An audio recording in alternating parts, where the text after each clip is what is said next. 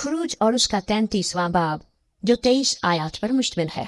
और खुदावंद ने मूसा से कहा कि उन लोगों को अपने साथ देकर जिनको तू मुल्क मिस्र से निकाल कर लाया, यहाँ से उस मुल्क की तरफ रवाना हो जिसके बारे में इब्राहिम और इसहाक और याकूब से मैंने कसम खाकर कहा था कि इसे मैं तेरी नस्ल को दूंगा। और मैं तेरे आगे आगे एक फरिश्ते को भेजूंगा, और मैं कनानियों और अमूरियों और हित्तियों और फरिजियों और हवैयों और यबूसियों को निकाल दूंगा। उस मुल्क में दूध और शहद बहता है। और चूंकि तू गर्दन कश कौम है, इसलिए मैं तेरे बीच में होकर न चलूंगा, ता ऐसा न हो कि मैं तुझको राह में फना कर डालूं। लोग इस दहशतनाक खबर को सुनकर गमगीन हुए और किसी ने अपने जेवर न पहने, क्योंकि खुदावंद ने मूसा से कह दिया था कि बनी इसराइल से कहना कि तुम गर्दन कश लोग हो। अगर मैं एक लम्हा भी तेरे बीच में होकर चलूं तो तुझको फना कर दूंगा। सो तू अपने जेवर उतार डाल, ताकि मुझे मालूम हो कि तेरे साथ क्या करना चाहिए।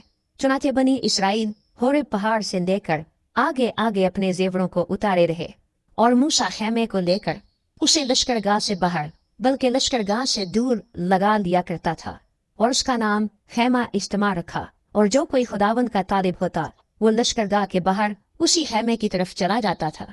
और जब मूसा बाहर खैमे की तरफ जाता तो सब लोग उठकर अपने अपने डेरे के दरवाजे पर खड़े हो जाते और मूसा के पीछे देखते रहते थे, और जब तक वो खैमे के अंदर दाखिल न हो जाता। और जब मूसा खैमा के अंदर चला जाता तो अबर का सुतून उतर कर खैमे के दरवाजे पर ठहरा रहता, और खुदावंद मूसा से बातें करने लगता, और सब लोग अबर के सुतून को खैमे के दरवाजे पर ठहरा हुआ देखते थे।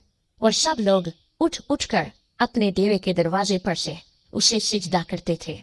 और जैसे कोई शख्स अपने दोस्त से बात करता है, वैसे ही खुदावंद रूबरू होकर मूसा से बातें करता था। और मूसा लश्करगाह को लौट आता था, पर उसका खादिम यशुआ जो नून का बेटा और जवान आदमी था, खैमे से बाहर नहीं निकलता था। और मूसा ने खुदावंद से कहा, देख, तू मुझसे कहता है कि इन लोगों को ले चल, पर मुझे ये नहीं बताया कि तू किसको मेरे पास भेजेगा। हालांकि तूने ये भी कहा है कि मैं तुझको बनाम जानता हूँ और तुझ पर मेरे करम की नजर है। बस अगर मुझ पर तेरे करम की नजर है तो मुझको अपनी राह बता, जिससे मैं तुझे पहचान लूं, ताकि मुझ पर तेरे करम की नजर रहे। और ये ख्याल रख कि ये कौम तेरी ही उम्मत है।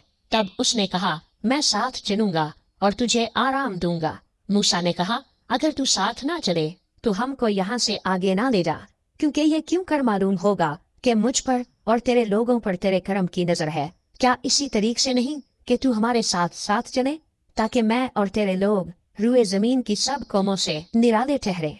खुदावंद ने मूसा से कहा, मैं ये काम भी जिसका तूने जिक्र किया है करूंगा, क्योंकि तुझ पर मेरे करम की नजर है और मैं तुझको बनाम पहचानता हूँ। तब वो बोल उठा कि मैं तेरी मिन्नत करता हूँ, मुझे अपना जलाल दिखा दे। उसने कहा, मैं अपनी सारी नेकी तेरे सामने जाहिर करूंगा और तेरे ही सामने खुदावंद के नाम का ऐलान करूंगा। और मैं जिस पर मेहरबान होना चाहूँ मेहरबान होऊंगा, और जिस पर रहम करना चाहूँ रहम करूंगा। और ये भी कहा कि तू मेरा चेहरा नहीं देख सकता, क्योंकि इंसान मुझे देखकर जिंदा नहीं रहेगा।